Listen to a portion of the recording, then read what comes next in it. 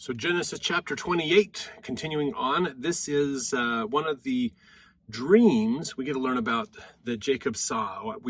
I think most people have heard about this dream, but I don't think most people really understand this dream. So this will be fun to get into. So in this chapter, Isaac forbids Jacob to marry a Canaanite. He blesses Jacob and his seed with the blessings of Abraham. Esau marries a daughter of Ishmael. Jacob sees in vision a ladder reaching up into heaven. The Lord promises him seed as the dust of the earth in number. The Lord also promises Jacob that in him and in his seed all the families of the earth will be blessed. Jacob covenants to pay tithes. So some good stuff we get to talk about. Let's jump in on verse 1. And Isaac called Jacob and blessed him and charged him and said unto him, Thou shalt not take a wife of the daughters of Canaan. And if you remember, this is exactly what Abraham told Isaac. You're not going to have a daughter of the people who were around. So he sent his servant to go find a kinsfolk, a member of his extended family, and he found Rebekah. Remember, so Isaac is now telling Jacob, don't marry from anybody around here, basically. Marry kinsfolk. So verse 2, arise, go to Padan Aram, which is a place, it's in the Bible dictionary as well, to the house of Bethul, thy mother's father, and take thee a wife from thence of the daughters of Laban, thy mother's brother. So he's telling Jacob, you're going to go to this location, Padan Aram, to the house of Bethul, okay? And usually the house is named after the father, but the father, Haran, is not around and hasn't been around for a long time. So remember, Bethul and Laban, her son, have been running the household. So he's saying, go talk to Laban, who's Jacob's uncle, and marry one of his daughters. So marry a cousin, basically. Just Isaac married Rebekah, who's a cousin. They're first cousins. So in verse 3, and God Almighty bless thee, and make thee fruitful, and multiply thee, that thou mayest be a multitude of people, and give thee the blessing of Abraham to thee, and to thy seed with thee, that thou mayest inherit the land wherein thou art a stranger, which God gave unto Abraham. So Isaac is saying, you need to go do this, and I want the blessings of Abraham, the blessings that my father gave me, I want them to continue to you and to continue to move forward. So then we have in here verse 5, Isaac sent away Jacob, and he went to Padan Aram unto Laban, the son of Bethul, the Syrian, the brother of Rebekah, Jacob's and Esau's mother.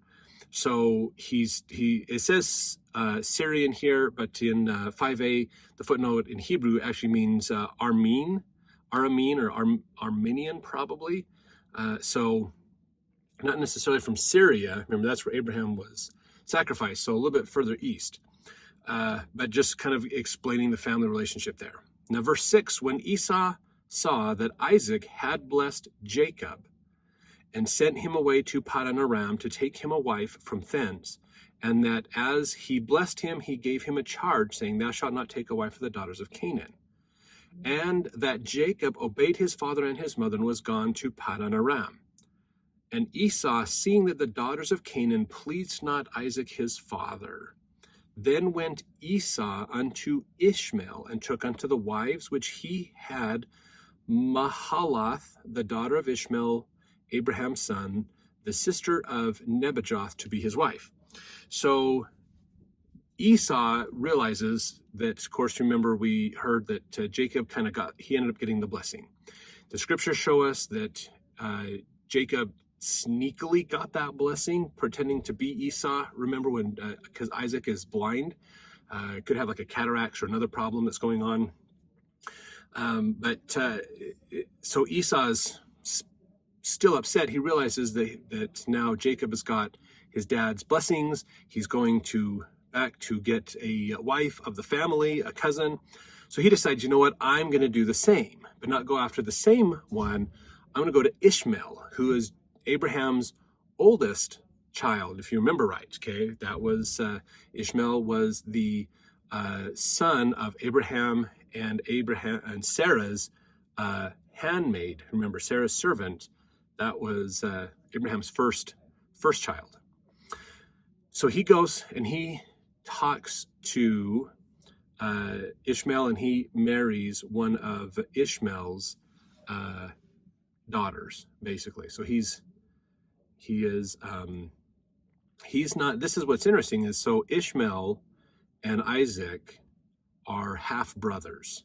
Okay, so he's marrying the daughter of his kind of a half cousin, I guess you say, or once removed cousin, something like that, is what it is. A little bit just a little bit more distant than what Jacob is doing, going for a first cousin, but still in the family. They're keeping these bloodlines kind of, instead of branching them out, they're keeping them back into the family, basically. So verse 10, and Jacob went out from Beersheba and went toward Haran. And he lighted upon a certain place and tarried there all night, because the sun was set. It's nighttime, so he's found a place to stay. And he took of the stones of that place and put them for his pillows, and lay down in that place to sleep. Now this is interesting because stones is plural. He didn't just find a stone to use as a pillow. He used numerous stones for several pillows. So he's got a bunch of them around. Maybe they're a bunch of small ones that he's put up there. But this is what's interesting, is how this ties in. So he could have been inspired somewhat to say, oh, I'm going to use these stones as pillows and kind of pile them up over here. So verse 12, and he dreamed, and behold, a ladder set up on the earth, and the top of it reached to heaven. And behold, the angels of God ascending and descending on it. So he sees this ladder in this dream, and angels going up and down this ladder. Verse 13, and behold, the Lord stood above it and said, I am the Lord God of Abraham thy father, and the God of Isaac. The land whereon thou liest, to thee will I give it, and to thy seed. And thy seed shall be as the dust of the earth, and thou shalt spread abroad to the west, and to the east, and to the north, and to the south. And in thee and in thy seed shall all the families of the earth be blessed. And behold, I am with thee, and will keep thee in all places whither thou goest, and will bring thee again into this land. For I will not leave thee until I have done that which I have spoken to thee of. So that is this dream that Jacob has. And of course, this is saying the Lord is now telling him, basically, I'm going to continue those blessings from Isaac and Abraham forward with you and through your family, basically. Those blessings are going to continue on. Now, this dream has gotten the title of Jacob's Ladder. So it's a really interesting idea that people have looked at this concept of a ladder. It's been used in allegories and ideas all the time. A couple of things that are interesting here. One is this Jacob's Ladder is the place where God exists. Because God is at the top of the ladder, basically. So this ladder is going up to heaven, go to the place where God exists. This is the temple. This is where God exists, okay? In fact, the word ladder can be translated as stairs. So stairs may be up to heaven. Our path to God begins at the temple, utilizes Jesus as the way back to God at the top. See John 1:51. So a little bit more information on that one as well. Some cool things that we get to learn about this. Hugh Nibley has an interesting point that he makes about this idea of the pillows, okay? Because he's using pillows to sleep with. And I'm sure for most of us, we think, why would you use pillows? Why not roll up a blanket and put it behind your head? That'd be a little softer than rocks for pillows. But there's something interesting that's really fascinating with this idea of having a stone for a pillow. You see, in Egypt, when somebody dies, one of the things that they would do sometimes is they would make a clay tablet with writings on it and use it as a pillow under the head of the deceased person. This is the same as facsimile number 2 in the book of Abraham. We're called the hypocephalus. So it's this round, basically, thing. They kind of used it similar to how they used the Book of the Dead. So you either got the Book of the Dead and or got a hypocephalus, basically. And what it does is the whole point of the Book of the Dead and the whole point of the hypocephalus is Egyptians strongly believed in resurrection. There is a life after this life, and that life can be with the gods if you want. The problem is there are angels who guard the way to heaven. And in order to get in there, you have to know certain key words and handshakes and things and signs and tokens, things basically, that to get into heaven. And so they used the Book of the Dead to give you all the incantations, all the things you need to remember, all the stuff you need to know. So when you get resurrected, you can pick up this book from inside your coffin and read it and go, oh yeah, that's right. These are all the things I need to remember to get to heaven now that I'm resurrected. And then you could remember that. They used this clay tablet as a pillow for the same thing, this hypocephalus, because it had all of those secret keywords, the secret key things you had to know. And so that they used it like a pillow in kind of a metaphor of having this knowledge go with you through your head, basically, so that you can remember these things for the next life. That's what those were for, basically. So Jacob is here using stones as pillows, basically. And then he gets this dream of meeting God and talking with God. So kind of interesting. So Hugh Nibley says in his book, One Eternal Round, he says, more suggestive of the hypocephalus pillow are the stones Jacob used for pillows when he saw in a dream a ladder reaching up to heaven on which angels ascend and descend. So he's talking about the same thing, that this is a similar concept of how Egyptians used these clay tablets as the hypocephalus, which is, we have in facsimile number 2 is a pretty common style of hypocephalus. There's a lot of different ones out there. The one that we have in the book of Abraham is a pretty common one.